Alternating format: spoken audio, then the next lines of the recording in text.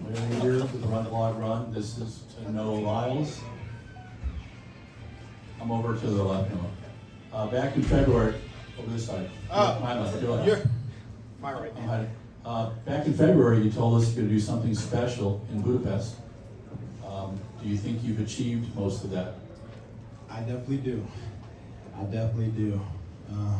Just reached the level that I believe 5 other male sprinters have ever achieved. Just became the double world champion. Still running fast. Ran against an amazing field in both sides. And shoot.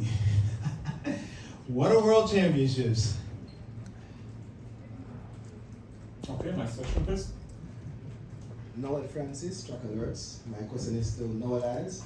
Noah Lyles, you're the first man to win the under 20 100 meters, and also come and win at the senior, and you have won your sprint double. Tell us how you're feeling about this accomplishment. The double is done. It's done. It's alive. It's thriving. Shoot. You know, I can talk a lot about not having pressure, but of course there's going to be pressure no matter what. And I remember waking up today and, you know, it's different from the 100. You know, the 100 is fun. You know, but the 200, you know, it's personal to me. This is where I stay. This is where I've learned how to race. This is where I've gone against my biggest competitions. You know, and this is my 3rd one. So when I said I took this personally, it was very personal. I knew that I had many guys who were coming out here with the idea of taking this from me. And to be honest, they have the ability to. And after what happened in Tokyo, you know, I said that I don't believe in deserving to win anymore. You take the win. And today I had to take that win again. Because just because I won it 2 years in a row does not mean that it belongs to me. Next question, please. Somewhere over here. Please.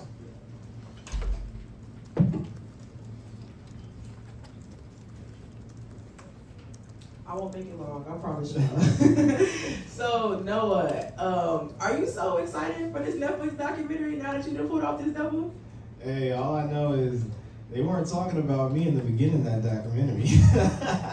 But as soon as I won in Paris, they got real buddy real quick.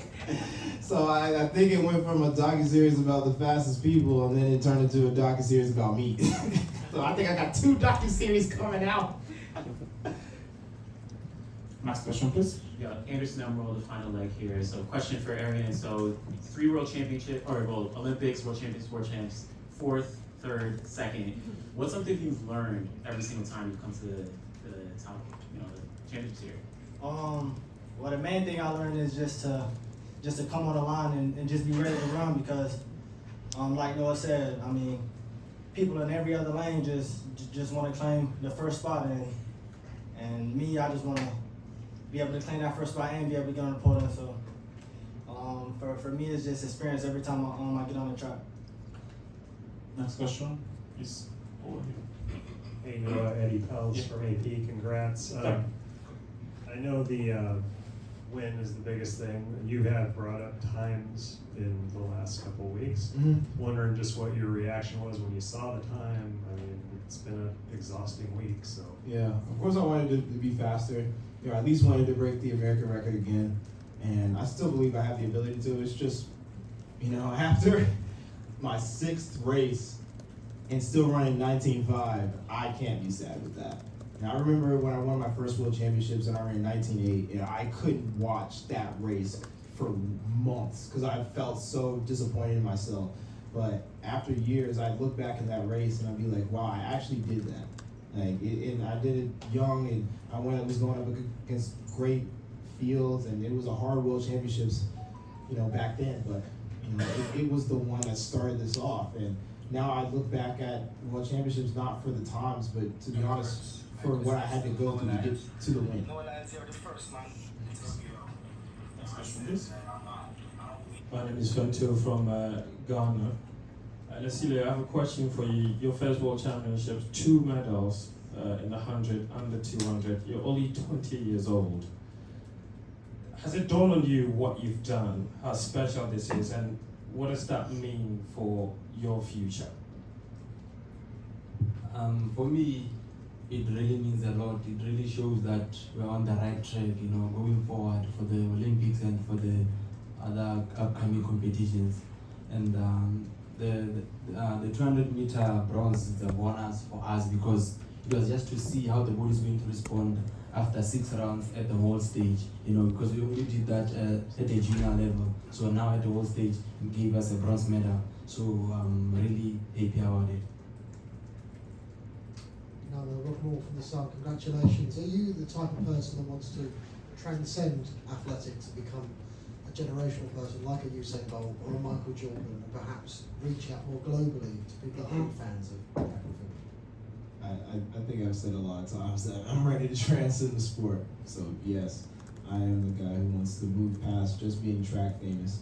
And I want people to, of course, see the fun things I do on the track, but then also, of course, be able to see me in GQ for my walk-ins and be able to look at my docu-series and be like, oh wow, not only is he on the track, but he's a cool guy, and be able to get inspiration and just say, wow, this isn't just a fast guy, this is a guy who's well-rounded, has a good personality, and I just want to follow him for that. Brian Pinelli with Team USA, congratulations, Noah, great stuff out there today. Kind of building on that last answer, you've also said that the medals are obviously important, but they're also a stepping stone, a catalyst to doing more for the sport. Yeah. Not just personally, but for the sport itself. Can you be a little more specific about what you would like to see happen in the sport? What can improve, and what can you do to help foster that change? I don't think we got 3 hours to talk about that. Let's just say it is a conversation every day that I have with my agent on how we're gonna better this sport. But to go back to the beginning of your question, yes, the medals are first, because if you don't have the medals, then who's gonna want to pay attention to you? And then after you get the medals, then you get the times, and then more and more people gain interest, and now you start being able to go after into different directions. Of course, you can go into the nails, you can go into hair, you can go into fashion, you can go into music, you can start collaborating with other people, you can start getting, meeting bigger and bigger athletes, and then from athletes you go to artists, and from artists you just go to the world, and now you have connections, and everybody's just like, oh wow, he knows him or her, and they all are connected. It's just like, you want to keep up with everybody, and just being in that crowd just boosts the whole idea, because right now the bar is low. It's low. I mean, it's low. Come on, guys. As I look around this World Championships, I don't see Bo, I don't see Asava, I don't even see Johan. He's still running. Where are all these great champions as we look at them and we're walking through the tunnel at all these previous world champions? Why are they not here? Why are we not inviting top level athletes to come watch a world championship? The thing that hurts me the most is that I have to watch the NBA finals and they have world champion on their head. World champion of what? The United States? Don't get me wrong. I love the U.S. at times, but that ain't the world. That is not the world. We are the world. We have almost every country out here fighting, thriving, putting on their flag to show that they are represented. There ain't no flags in the NBA. We gotta do more. We gotta be presented to the world. Thank you. Next question, please. Hey, Noah, Jonathan Gold here from Let'sRun.com.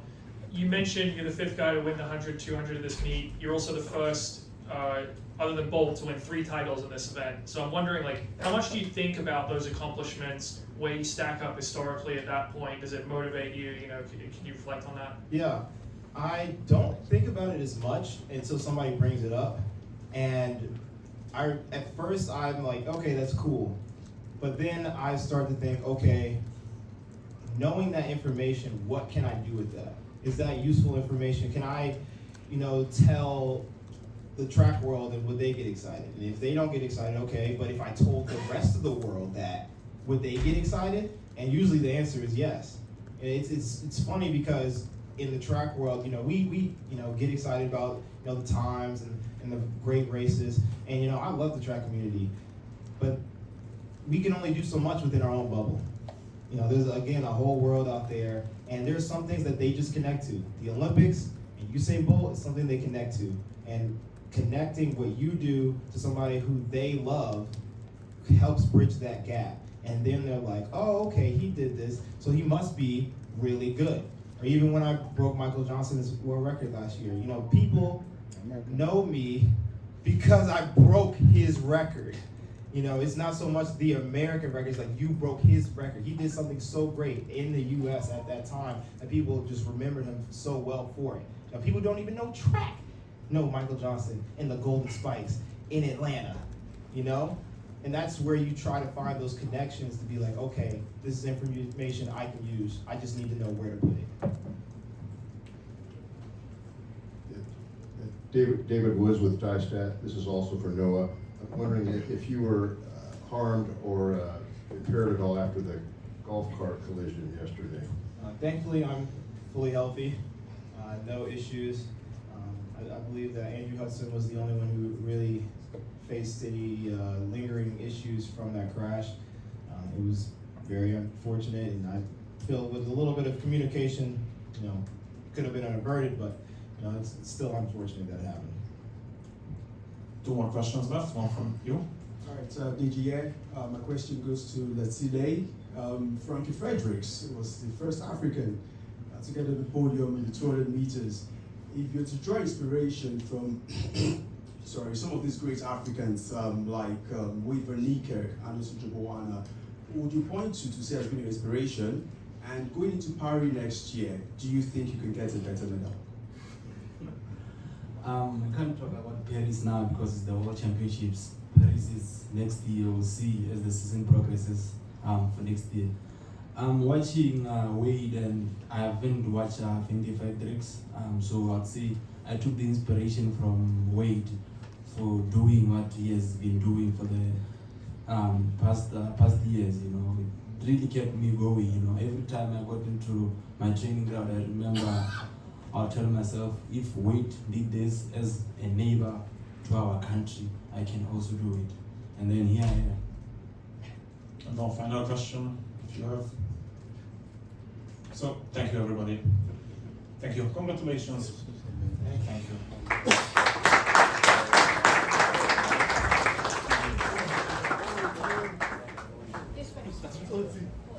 This one.